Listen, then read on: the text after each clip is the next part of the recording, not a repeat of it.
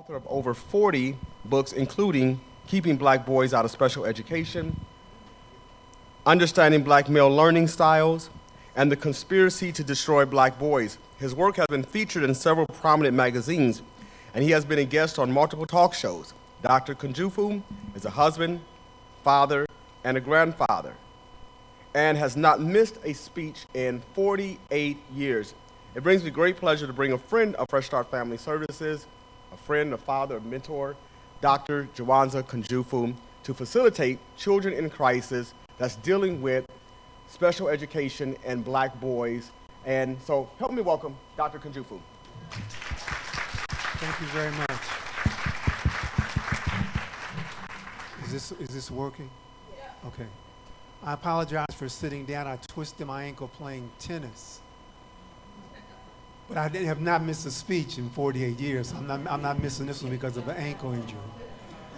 We're going to have an interactive session. And my first question to the audience, are there more black males in prison or are there more black males in college?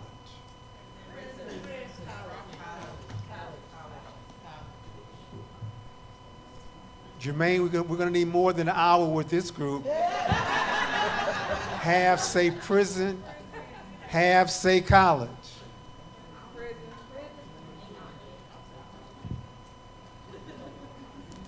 There are 1 million black males in prison, and 66% of them were in special education. Special ed is a precursor for incarceration. But you've been lied to, you've been hoodwinked, you've been bamboozled. There are 1.4 million black males in college. Let's give it up for the 1.4 million. And 3,000 of them are located where? Talk to me, Milwaukee. Who said Atlanta? Who said Atlanta? Your first name? Why'd you say Atlanta? Because of the house, Morehouse. Over 3,000 black males attend Morehouse University. Let's give it up for Morehouse. Were you aware there's the youngest black male in the history of the country, just recently, a couple days ago, earned 2 college degrees? What was his age? 13 years of age. Let's give it up for this brilliant young man.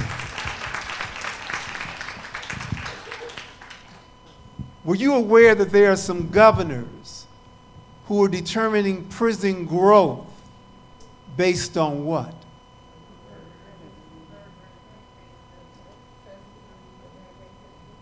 Based on 3rd grade reading scores. What percent of special ed students are there because they're behind in reading?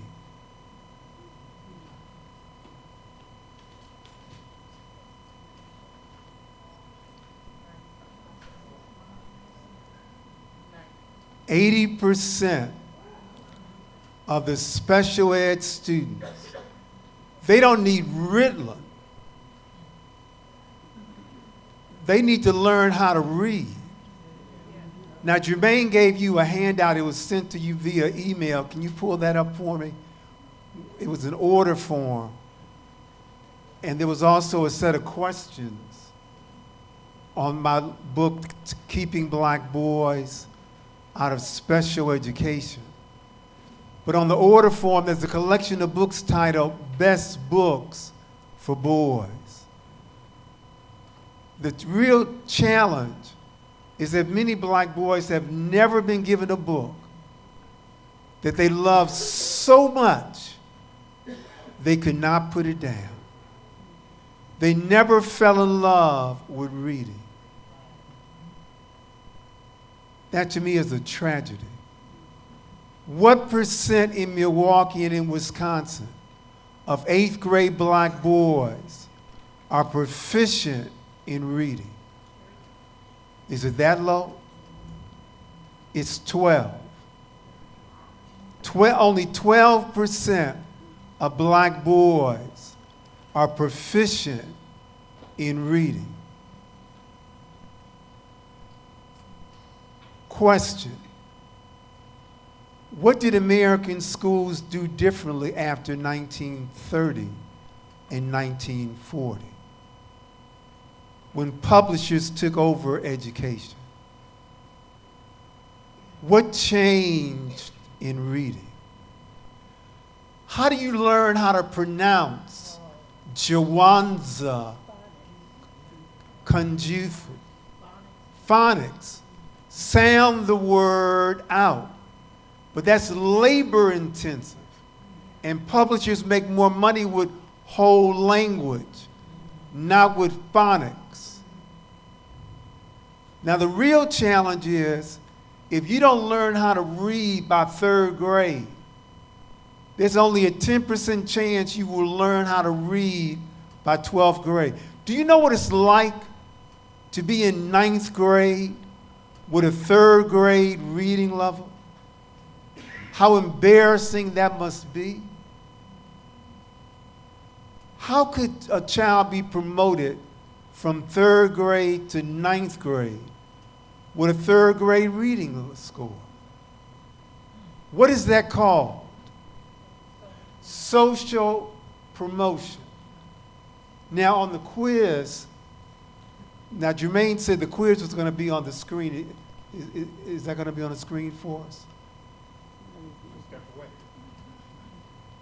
Lee stepped away. The brother from Atlanta stepped away.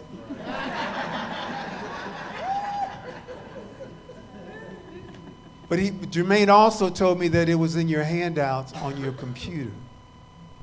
Can you pull that up? It was a handout of questions. Keeping black boys out of special education. We're going to have an interactive session. I'm going to ask the question, and the audience will have an opportunity first, and then our distinguished panel will go second, and then I will go third. Question number 1. Do you have the handout? Okay. Question number 1. What year? Now my deacon rows 1, 2, and 3 can't answer.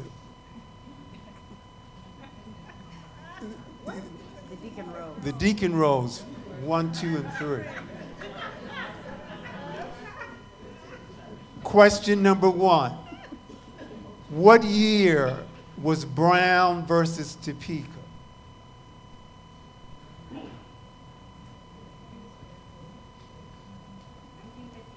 (1954). Did we have special education in 1954? Second question to our distinguished panelists, either Dr. Bahia or Dr. King. Good to see both of you. What year, honorary doctorate. What year did we get Public Law 142, the law that created special education? Now remember, Brown versus Topeka was what year again, class? 1954. So wait a minute, it's to the panel. One wild burst out of you, and you'll be given a dose of Ritalin and labeled ADD or ADHD. Oh, man. What year did we create special education legislation? Ooh, I was going to say in the 60s, but I'm not sure. So you think it's in the 60s? I think so. And Dr. King? I'm going to say 55. So 1 year after Brown versus Topeka. Yes. Let's go back to the audience. To the audience, what year was special education created? 1975. Oh, 75. I want to bring Thurgood Martin. Wait a minute. Well, we didn't have it in 1954. We got special ed much later. I want to bring Thurgood Marshall in on this one. Why am I connecting Thurgood Marshall with this presentation? Yes. Well, that's close. Had something to do with Brown versus Topeka. He wasn't a judge then. He was an attorney that pushed the legislation through for Brown versus Topeka. The rumor is that was the year that we got what we wanted and we lost what we had. There's been a 66% decline in African American teachers since 1954. To the panel on this next one, what percent of America's teachers are white and female? The Like panel. 89%, something like that. Very, very close. But here you have another answer. No, that's what I said. Oh, King. I'm with her, 92%. Are you with her? You running with her now? 92%. 83% 83. of America's teachers are white and female.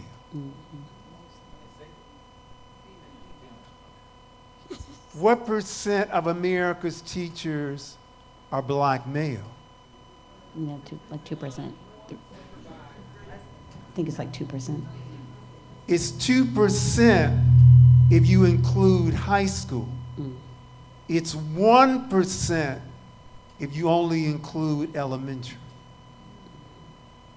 Now we're going to give you the book Keeping Black Boys Out of Special Education at a discount. If you right now, and be honest, just don't make up names.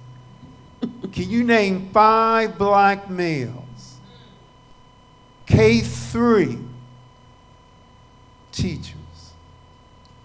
I only know 4.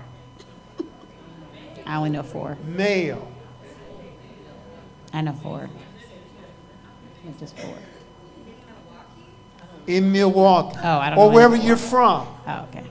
I only know 4.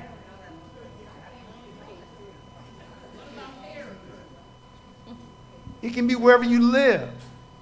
But can you name 5 black male teachers, K-3? Question, is the future, and I want the panel to elaborate on this one, you can spend more time on this one, is the future of the black race in the hands of white female teachers? Absolutely, right now. No, well, it's not in their hands. They don't have the full power, but they are in front of our kids. Yeah. What advice would you give white female teachers to better educate African American children, and specifically African American male children? What advice would you give them?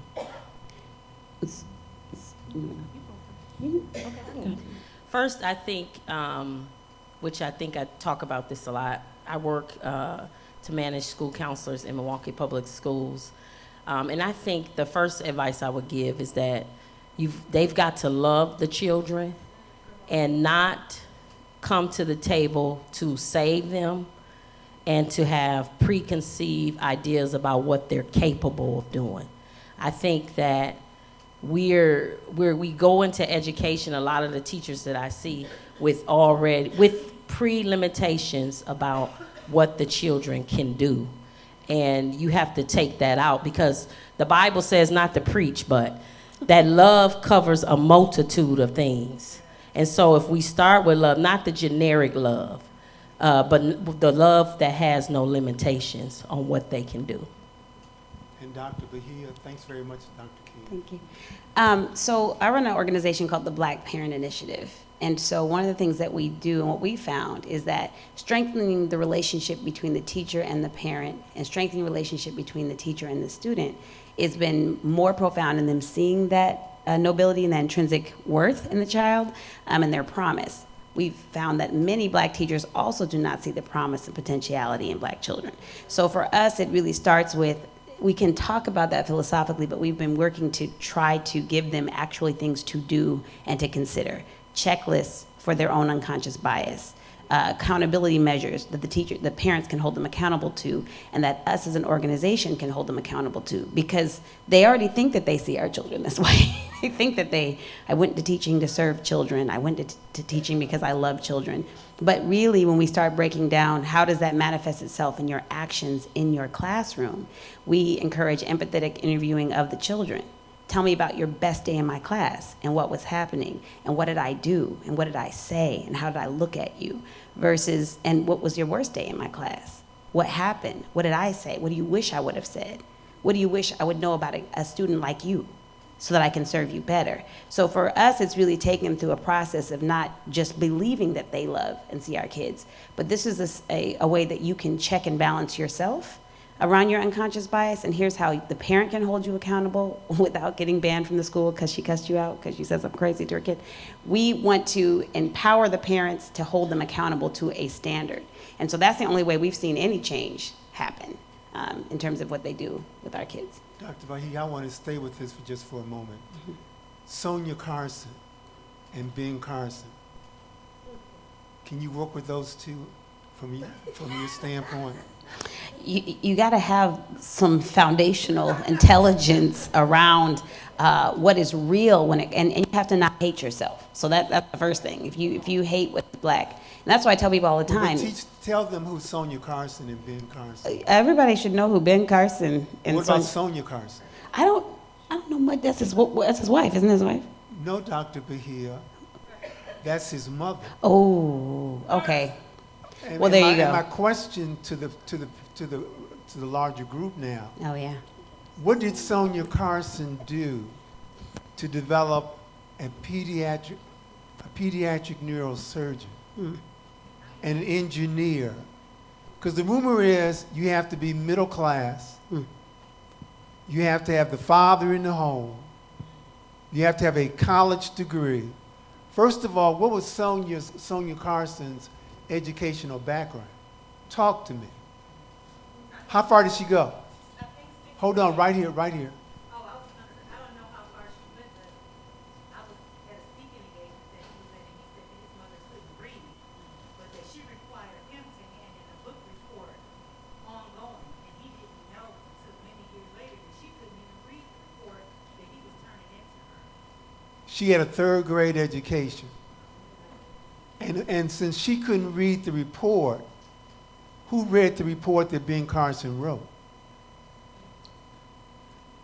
Her sister. The Village. That's a whole nother workshop. Remember in Brown versus Topeka in 1954, it used to be parents and neighbors were on the same side. It used to be parents and teachers were on the same side. I'm going to give you this book. I'm trying my best to give this book away. Keeping Black, make it easy. Well, maybe this is the easier question. Can you name 5 of your neighbors, their address, and their telephone number without using your mobile device?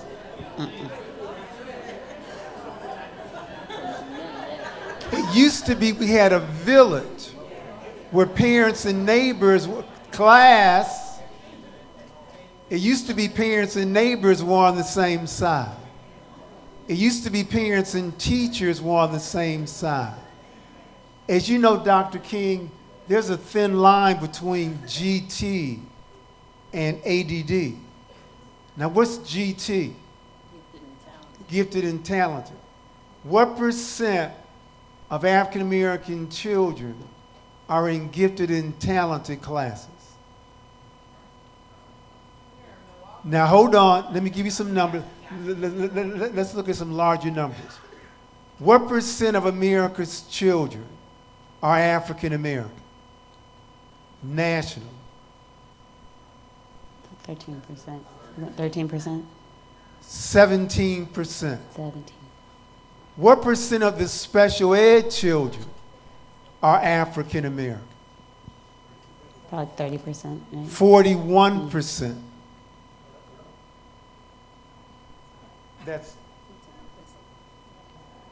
and you're supposed to be my helper? That's why I keep looking at you. No, it's 41%. And what percent are in gifted and talented? 6%. Remember those numbers, 17, 41, and 6. Which group has the least chance to be placed in special education? White males. White Males. white males? That's what I would think. There's a 2-to-1 ratio of white boys to white girls in special education. Hear me. Even white boys are placed in special ed more than white girls. See, this issue could transcend race. Have we designed a female classroom for male students? Now, what's the ratio of black boys to black girls in special education? Now, remember, it's a 2-to-1 ratio. 3 to 1, probably. 3 to 1. Oh, I think 3 to 1. 3-to-1 ratio.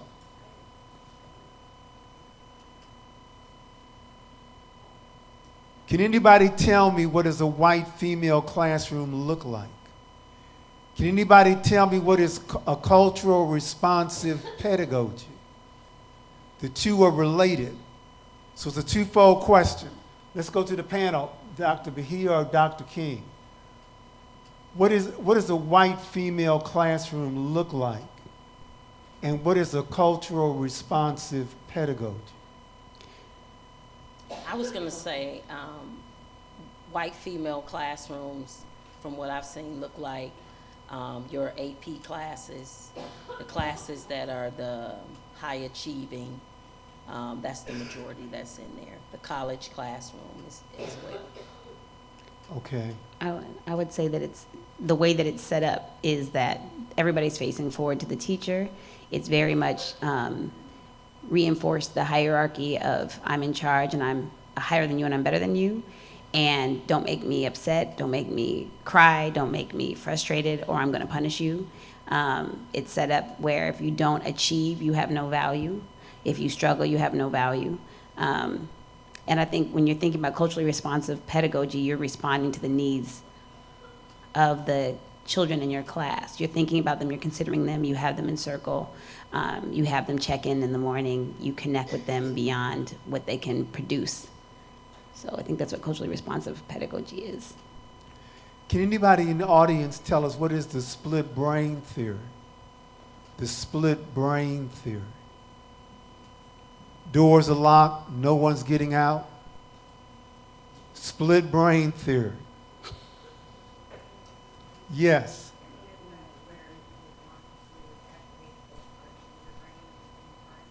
So the left side of the brain is stronger in what areas? Let's park there a moment. What percent of America's doctors are African American? Left side of the brain, analytical, well-versed in math and science.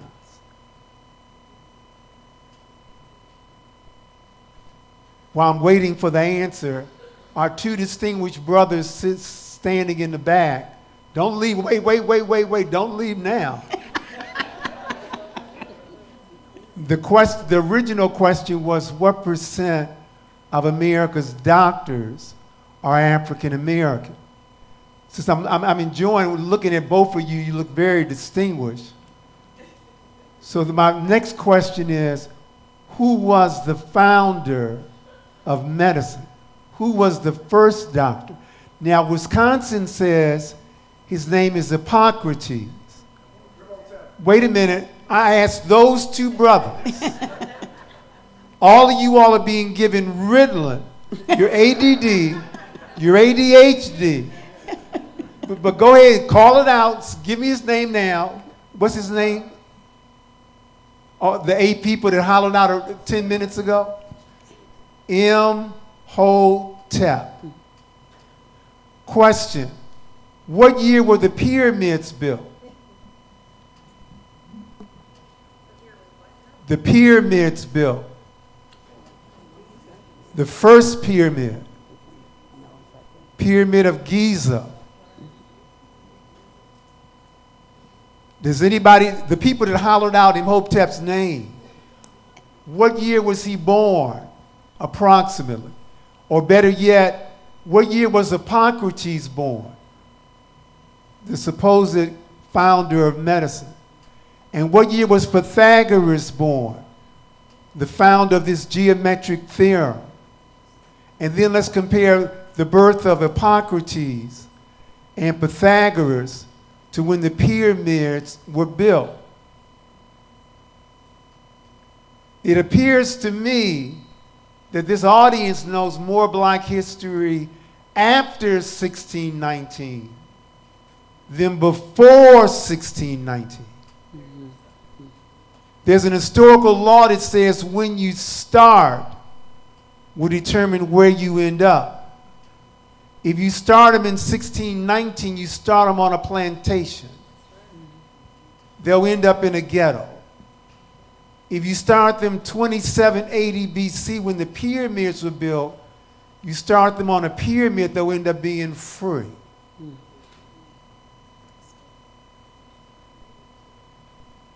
But a long time ago, we were talking about the split brain theory. So you gave me the left side of the brain. See, well, I'm condensing an 8-hour workshop into 60 minutes, so I apologize. What does the right side of the brain specialize in? Creativity. Creativity, Art. Music. music. It appears to me America has a problem with oral, visual, tactile, and kinesthetic learners. And the largest percent of special ed students are oral, visual, tactile, and kinesthetic. Can someone connect some dots for me? A cultural responsive pedagogy, the split brain theory, and 5 ways to learn: print, oral, visual, tactile, kinesthetic. Connect the dots for me. Yes. Were you stretching or raising your hand? You were stretching. Pardon? Yes. So if you are using the responsive pedagogy, you are finding out how your students learn that, and you are giving them those choices when they're doing those assignments in those various ways in which they learn best. So if it's a visual person, you allow them to do a visual presentation or a video presentation, whatever it may be. If it's tactile, they can create something that will allow them to learn that skill that you want to. Excellent point. So if you have 30 students and 20 to 25% of your students are right brain learners, then that means that percent of your lesson plans should be commensurate with your students' learning styles. You don't give left brain lesson plans to right brain learners. Right. You don't teach the way you want to teach. You teach the way your children learn. Special ed is not the solution for right brain learners. Can someone give me an example of a lesson plan, either the panel or the audience, an example of a lesson plan that would meet the needs of a tactile or a kinesthetic learner? So if you're trying to teach, that for instance, if you were trying to talk about a history lesson on the bridges of Portland, we have 14 bridges. So my daughter was in 3rd grade. They had a presentation they had to do on the bridges. It's a history of the bridges, who built the bridges, what the bridges look like. It was all these different pieces. And so some of the kids you could choose if you want to do an oral presentation, if you wanted to do a video presentation, if you wanted to build a bridge, you could do that to talk about the bridge, to show the bridge. And so I think that having somebody who was a tactile learner built the act of building the bridge, solidified the learning of the history of the bridge in that action. Tell me, a lot of K-3 teachers use all 5 forms of learning: written, visual, print, oral, tactile, kinesthetic. It's the upper grade teachers that shy away from this. Yes. What advice would you give a 9th grade language arts teacher or social studies teacher to use a tactile or kinesthetic lesson plan? Sure. I would say, and by the way, we do in MPS, which is our school system, largest school system in Wisconsin, we look at how our students learn, and the majority of our students are tactile and visual. But I would definitely say the kids are involved in the lesson. They're doing something. Typically, the teacher is teaching and the kids are sitting there. There's no interaction. In my school district, even if we do, like you guys are familiar with Google Slides, even if we have a project, it's a whole conversation about how they can't do it. They don't have technology. They don't have access to it. So I think it's a classroom where the student is engaged and involved in what they're doing. And I think another big part of it is they're deciding what they're doing as well. They've got some choice, but it's not the typical, writing a paper. There's something that the student is actually putting together. Excellent point. What does our time look like? I know we have to stop at 3:45. Where are we now? 3:03. 3:03. I want to make sure we cover this two or three points. The first one, can anybody describe for me the meeting, the IEP? Describe it in terms of the components that constitute the IEP. Okay. Speak so they can hear you in the back. Sure, so. And your first name? Africa. Say it again. Africa. Africa. Beautiful name. Thank you. So it should involve the IEP team members that includes the parents and the teachers of that child, if any service providers. We talk about what the student's strengths are. We talk about their educational performance. We talk about their functional, social, emotional performance. And then any of those factors like communication, assistive technology, create goals based on where they're currently functioning. And then you talk about the service that they're going to receive in order to help them to meet those goals. Well, Africa, let me start off by asking you, who determines the day and the time and the location of the IEP? It should be. Hold on. Give me the real answer. I asked you, Yes. who determines the day, the time, and the location of the meeting? Typically, it's the case manager, which is the special ed teacher. That's typically who would determine that and give that to the parent and say, does this work for you? And the parent feels like they have to work within that constraint. And so it's primarily during the school day. Yes, sir. So the parent has to miss work. That's key. Now, one of the best teams in football is in Wisconsin. Do you know the name of that team? The Green Bay Packers. They play better at home, don't they? Some parents are not comfortable being in the school for the IEP. Right. But teachers are very comfortable having the meeting on a Wednesday between 9 and 3 in their building versus on a Saturday or a Sunday, Right. in the evening if it's a weekday, at the church versus the school. You feeling me, Afrika? Okay. Now, let's see. Say this too, and that is so true, because with COVID, with everything switching to virtual, once we had virtual IEP meetings, parent participation increased drastically. Praise God. They were able to do it from the convenience of their home or their car or their work on breaks, whatever that may be. But now that COVID is over, We still have that option. okay. Now, let's go further. Yes. So the meeting is Wednesday at 11:30 in the school building. 5 people arrive early. Can you give me their positions? It's usually the teacher, The classroom teacher, whoever's going to be the LEA representative, the special ed coordinator, yeah, whoever. the principal, Yeah. who else? Any type of Social worker, service provider, psychologist.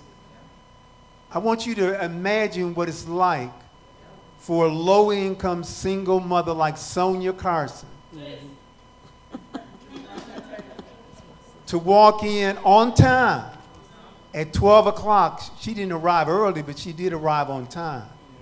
And she looks around the room and she feels like she's already been discussed, that the decision has already been made. It's a very intimidating meeting. But this day the Lord blessed.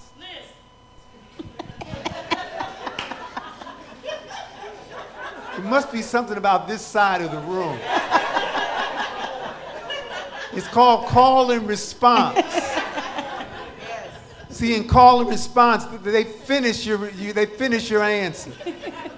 We're preaching this sermon together, aren't we, my sister? But this day the Lord blessed, and one of the professionals looked like her.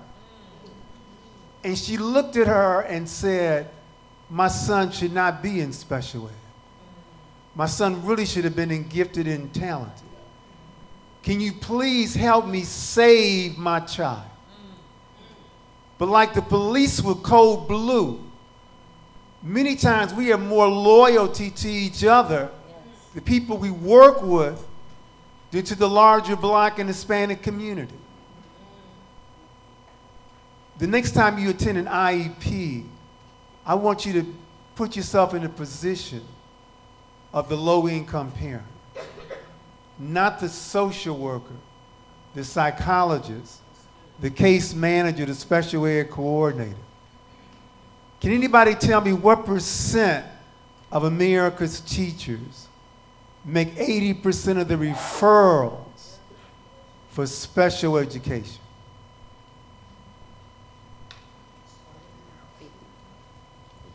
%20 of the teachers are making 80% of the referrals. A strong principal would say the problem may not be with Willie, it may be with Miss Ann. She has half her class being referred to special ed.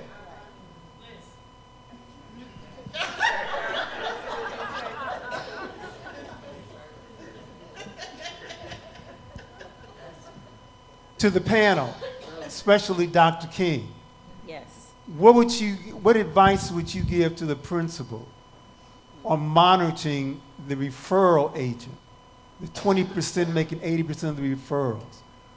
What strategies should administration use to correct this behavior from this referral agent? Yes. First, I think our principals need to be more courageous and not spend so much of their time managing minor things in the building. Typically, as an administrator, we spend a lot of time on the things that the assistant can do versus monitoring the teacher. So the first thing I would say to the principal needs to be courageous. I think sometimes we know that there's an issue with a teacher, but we're more concerned, and I'll just talk about Milwaukee. Sometimes we're more concerned about, it could be the union, it could be the board member, it could be the parent who supports us more. We're more concerned about the teacher's grandmother, who was a long-standing colleague. I think that the principal has to first be courageous and then monitor what the teachers are doing on a consistent basis to support all the teachers. Because sometimes that teacher, I know not to, favor the teacher, but sometimes they got there at that place because of something. And I think that a lot of times we are not providing the best support for our educators, whether they be good or bad. And some people, I wish I had this power, but I don't, but some people just need to be fired. And just fired. I can think of a teacher right now.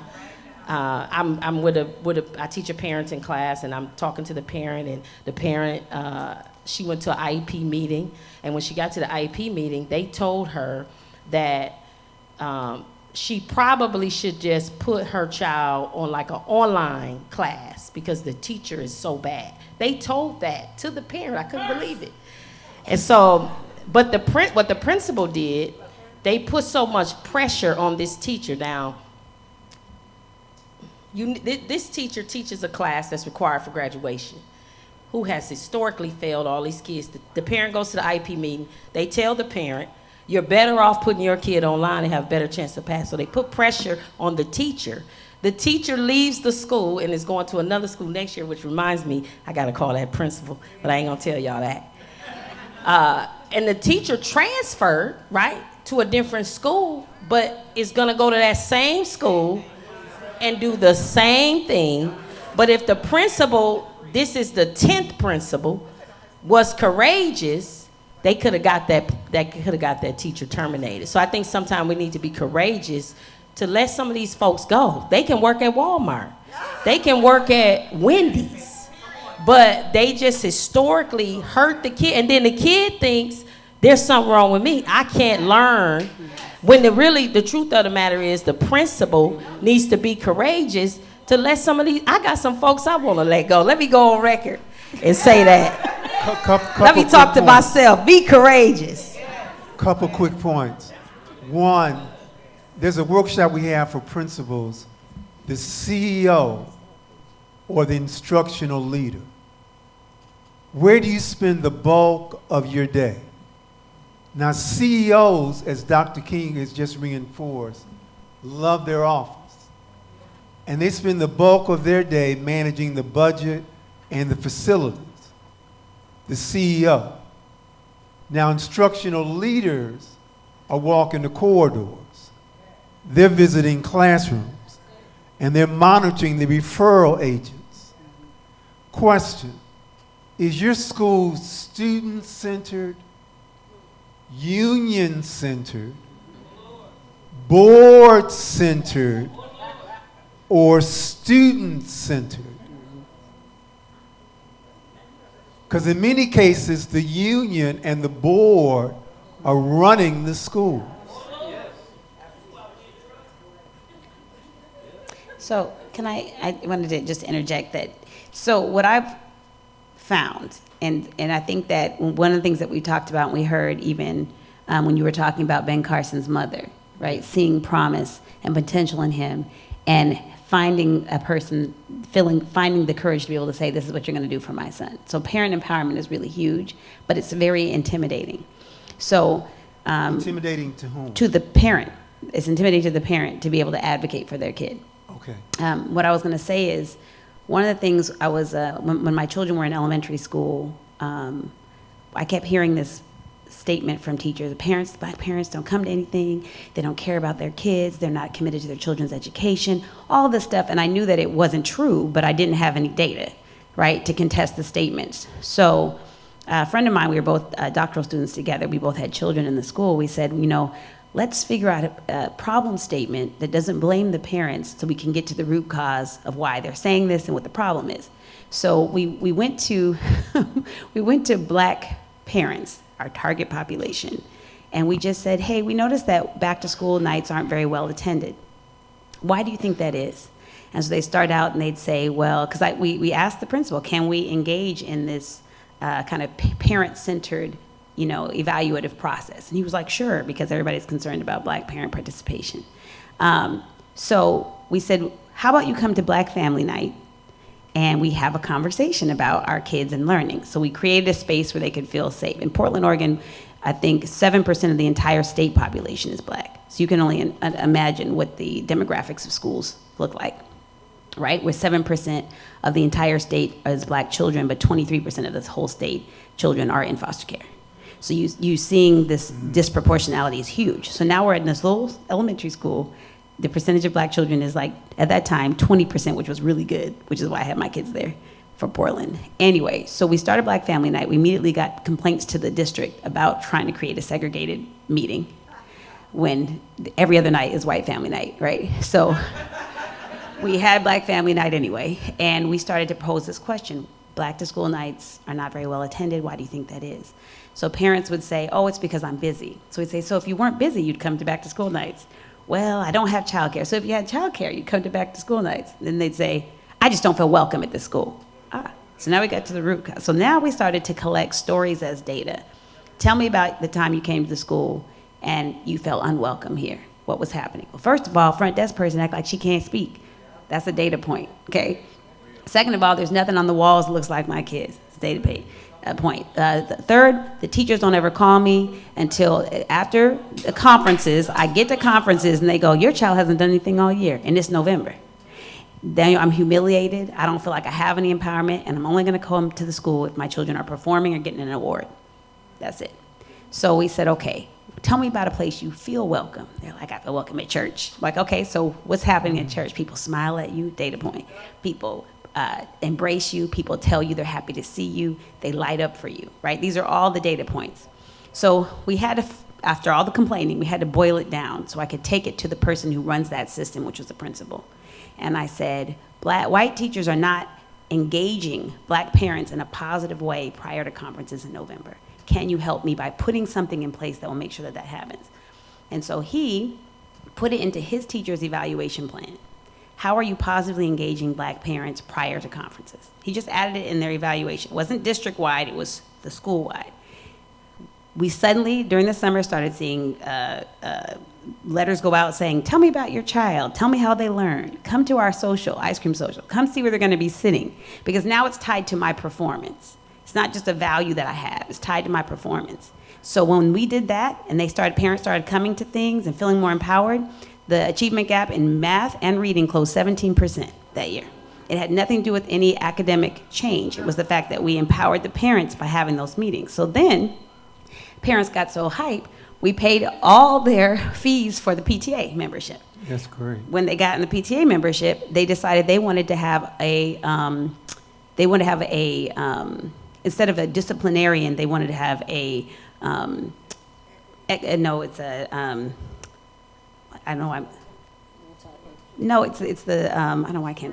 restorative justice counselor.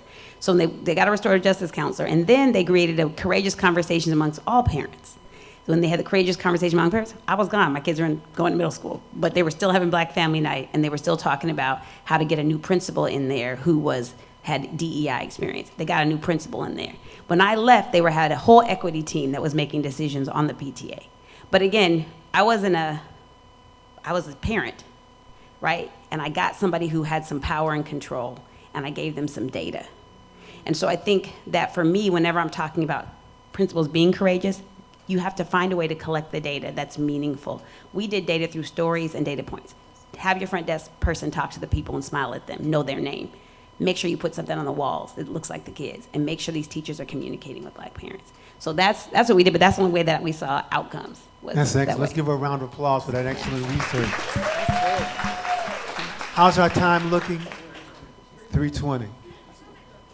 Of course, it's your workshop. So to your point, which the data points sound good, but then what about when I'm at work trying to get the same data points? Because I have Becky over here harassing me every day at work, and I'm stressed out because I already know what my child's going through, and now I got to sit up here and do more data points. This is what you have to do. First of all, no, listen to this. Listen to this. So if you say the word ukukulambisa, my teacher at Fisk University said to me that when he was under apartheid in South Africa, it means to outsmart your oppressor. And what I would say is that if the strategy that you are using doesn't work, you have to employ a different one. For instance, my mother and I were both black women. Mother's born and raised in South Central Los Angeles. I was born in Los Angeles but raised in Portland, Oregon, so we don't communicate the same way. Okay? I don't code switch, for instance, right? However, in the Northwest, what I found was that when my mother, who also pronounces her WHs, white, it creates a little bit of pushback, right? So we both worked at Portland State, right? And my mother would say, this is racist. We need to look at our policies and practices around racist behavior, and they'd go, security, every time.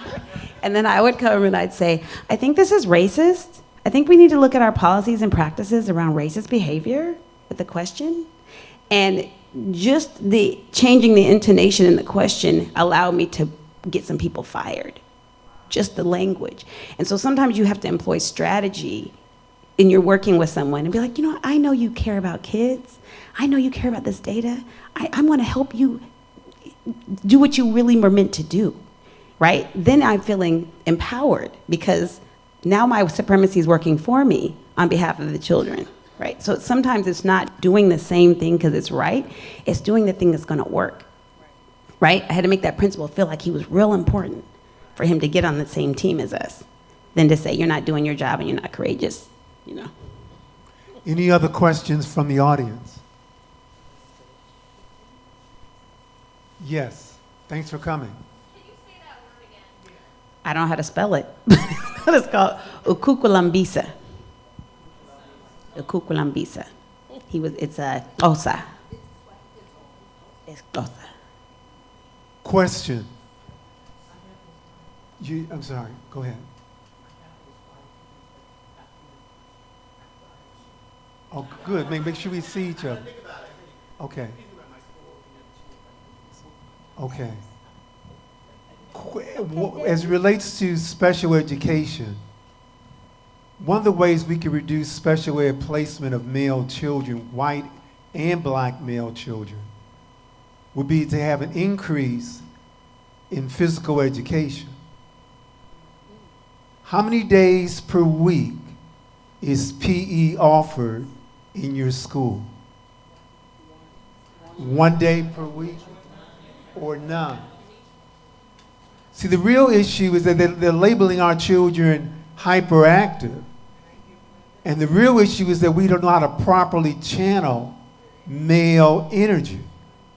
There's nothing wrong with our boys. Their energy needs to be properly channeled.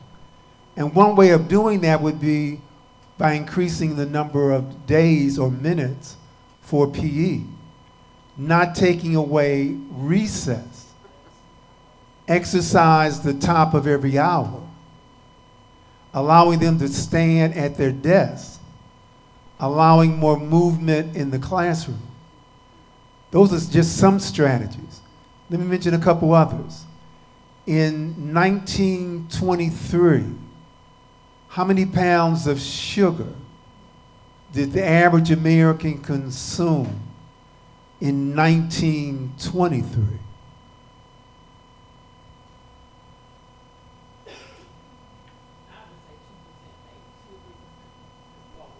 It was low. 4 pounds of sugar in 1923. How many pounds of sugar does the average American consume in 2023? 155 pounds of sugar. You know any sugar-free schools in Wisconsin?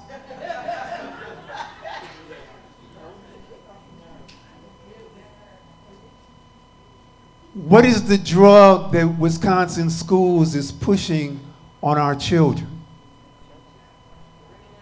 Ritalin.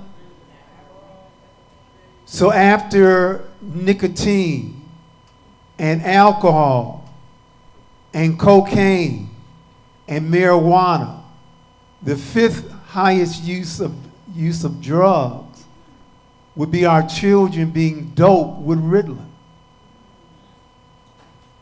We can replace that with a green drink. Because many of our neighborhoods are food deserts where there's no green food. Our children are suffering from a mineral deficiency.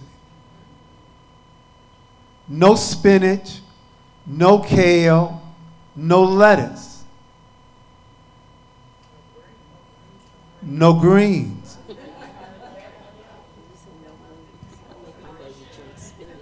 We put sugar in what?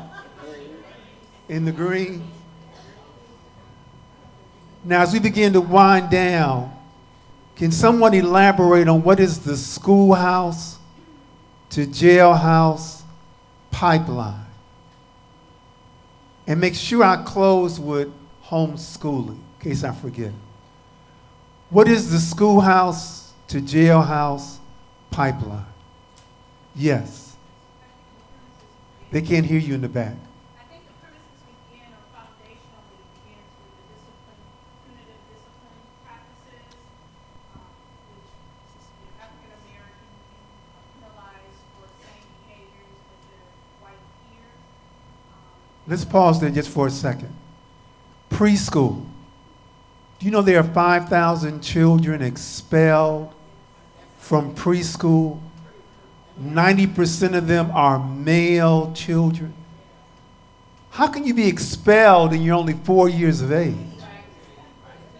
So continue on. Elaborate further. The schoolhouse to jailhouse pipeline. And so, based on data with referral forms in terms of, being suspended, out of school suspensions impact or increase the possibility of being in contact with law enforcement. Because if I'm suspended and I'm not in school, I'm hanging out, right? And so then we have the truant issue as well. And so if you're suspended, then the chances increase in terms of your possibilities being in contact with law enforcement. Let's pause there again.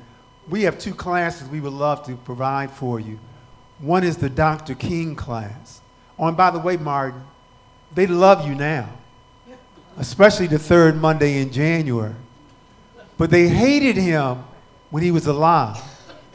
So we have a Dr. King class to help young people resolve conflict through nonviolence. Now, if you're going to have a Dr. King class, you have to have what other kind of class? The Malcolm X class. That would be the class for in-house suspension. Oh, and by the way, what was his birth name? Malcolm Little. And Malcolm Little was a brilliant 8th grade honor roll student. And Mr. Swansky one day asked Malcolm, what did he want to be? And what did Malcolm say? A lawyer. And what did Mr. Swansky say? No, you don't want to be a lawyer. Maybe you better be a janitor or work with your hands. A carpenter. A carpenter. That's a whole nother workshop on teacher expectations. Exactly. And the research shows black children are more affected by the expectations of their teacher Exactly. than white children are. Yep. So he was born Malcolm Little. Mr. Swansky converted him to Detroit Red.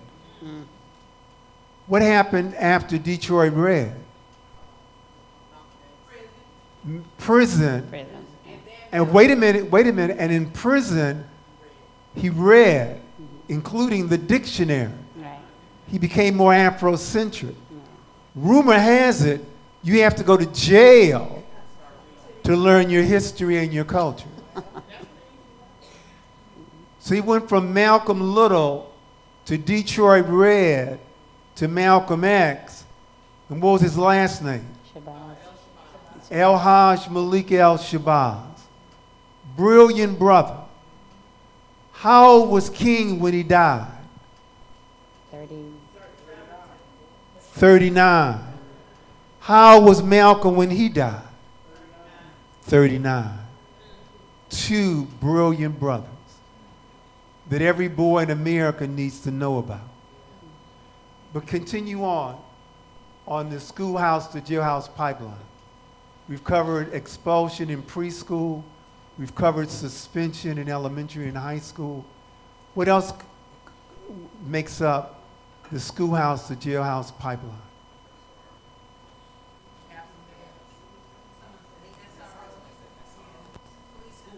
School resource officers.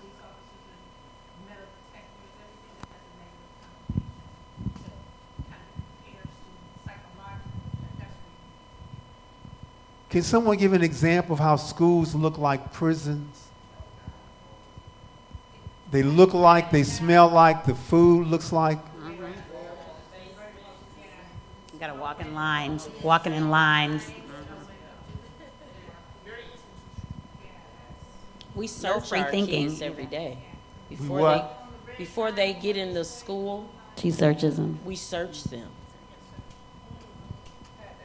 Yeah, which is tragic. Anybody else want to elaborate on the schoolhouse to jailhouse pipeline? Yes. I don't know if it still exists, but I'm pretty sure it is. My son, he graduated from Benson High School in Milwaukee about 4 or 5 years ago. But he missed the bus, and I taken him to school, and I would have barbecue that day. He got to school on time. People high school, I didn't watch him walk in. But for whatever reason, they locked the door, so he didn't get a chance to get into the school. They have, I don't know what they're called, but essentially police officers. Sitting outside the school to round up these students that don't make it inside, take them to wherever, then call the parents to come get them, or either give them a ticket to the school. So that's another example of, why not just open the doors, let them in late? If they're late, they're there, let them in. Why are you taking them away from school premises? Take them to wherever you're taking them. Have the parents miss work to come and get them. That's another pathway, I think, to schoolhouse to jailhouse, because now you're experiencing, we have contact with law enforcement. And then there's consequences behind the control, you get the ticket. Kids don't have jobs, they don't have the money to pay for the ticket.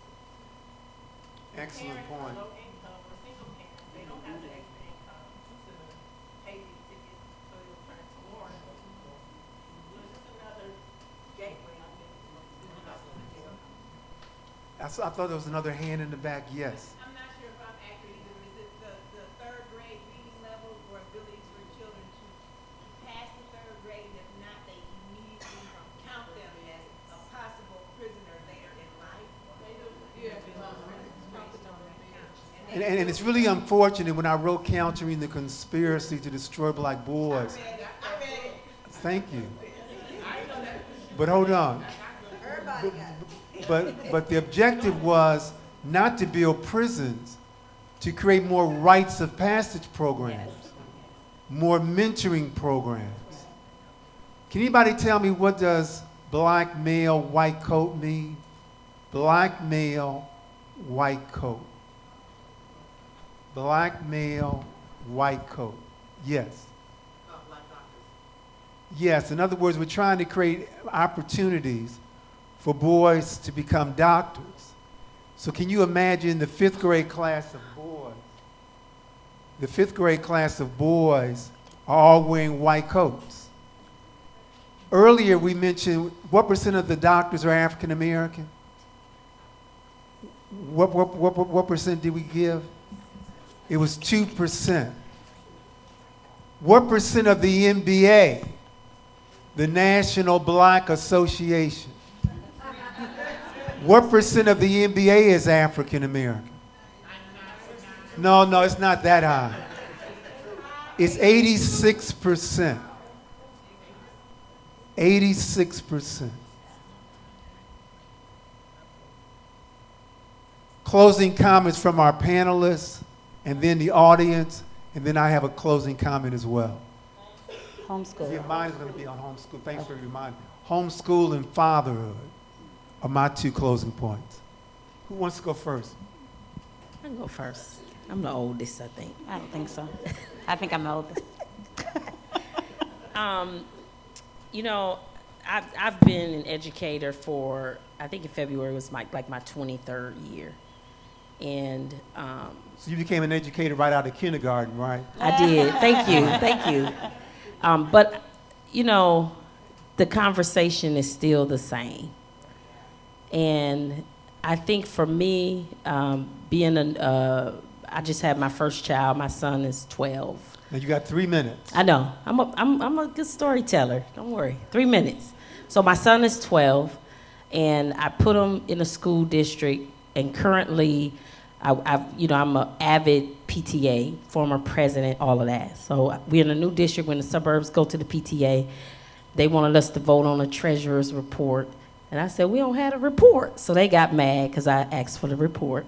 Long story short, met with the superintendent maybe like a month ago. And we're starting our own PTA. They want to call it multi-ethnic. They kind of scared to say black right now. I ain't gonna tell y'all where it's at so y'all don't protest before we get started. But my point is that the conversation hasn't changed, but we have to change. We have to change, and special education is the worst data. You can look at the black data, you can look at college going rates. The data for special education, which is the majority of our children, is dismal. And I think we as black people have to stop thinking that our kids deserve to be there because something wrong with them. That's how they're there, because we believe that. And I think we've got some work to do in our own community to empower and educate ourselves so that we can go to the table and fight in a different way, in an educated way. And that's why I love my co-panelist who said, that's a data point, because it's important. You want to, when you get to the table, you need to know what you're saying.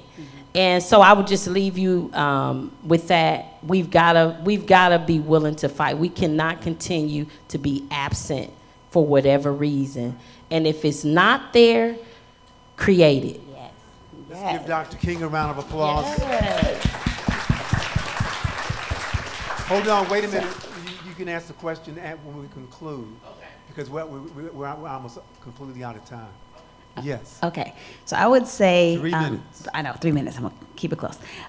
So the number one thing that I try to do is look at the language. I work with teachers and I tell them, stop using the term subgroup, stop saying underprivileged, stop saying underserved, under all these negative attributions to our kids. And I told them, I said, stop saying subgroup, and they were like, well, what would he say? I said, group. You have groups of black kids and groups of Latinx kids, but you don't have to be a subgroup, because you're suggesting that there's a main group, there's an important group. So stop subjugating our kids with the language. So that's one. And all my staff, I tell them, no one lights up when black children show up. Not at school, not in the grocery store, not the doctor's office. They're like, yes, black children, hey. They don't do that. So we have to do that. Just like you said, beaming love and light to your kids. That's our number one intervention at Black Parent Initiative. I know you get calls from the school every day. I know you're tired of your kid acting up. When they get home, act like they're your favorite movie star, and just beam love and light to them with the juiciest face you can create. And that by itself shifts the behavior that they have in school, because they leave feeling good. They feel like, my parents love me, like, hey, you're home. Oh my, tell me what's exciting about your day, or who made you mad today, whatever it is, but you're saying it with love and you're beaming that to them. They don't get that. And when you do that to them, I suspect that, as much as he loves himself, Ben Carson, that his mom beamed a lot of love and light to him. And so I think that we can do that. And like you said, if you don't see the promise in black children, don't get in front of them. I don't care what you look like, right? If you can see, my son's kindergarten teacher and my daughter's kindergarten teacher beamed love and light to them and always told them about their potentiality, and she's an old white lady, and they're all coming back to see her before her graduation this year. My daughter before a year, all the kindergarten teachers. The last thing, real quick, last thing is the Kukulambisa. My daughter is a master test taker.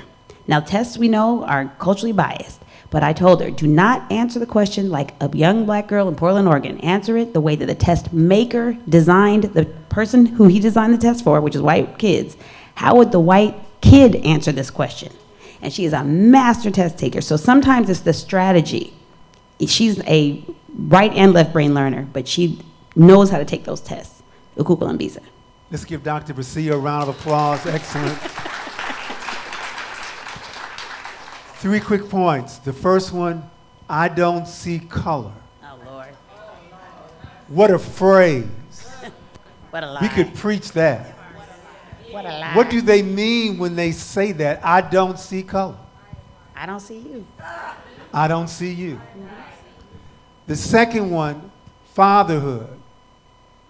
Is it 28%? Is that the percent of black fathers who are involved with their children? It's higher than that. Or It's is higher it than that. 60? Or It's is higher. it 61%? 61. 61%. 28% reflects the percent of fathers who not only stay with their children, they stay with the mother of their children. But 61% of black fathers Yes. are actively involved in their children's lives. They didn't stay with the mother, but they're actively involved with their children. Let's give it up for the 61% that are actively involved. The last point I want to mention, I'm a consultant to school districts nationwide, and they bring me in because white children are scoring 75% on state exams, and black and Latino children, 35%. Now they bring me in because they want me to fix the bad black children. But then I give them a lot of research. The first one, and I'm going to close with this one, homeschooling. When black children, and there are over 200,000 African American children who are homeschooled. Now remember, they scored 35% in a regular public school. What do you think they score when they're homeschooled? Talk to me. 70%. 82%. When black children are taught by people who love them, That's right. who have high expectations for them, who understand their learning styles, they thrive. Yeah. And they speak their language. We've enjoyed you. Thank you very, very much for coming.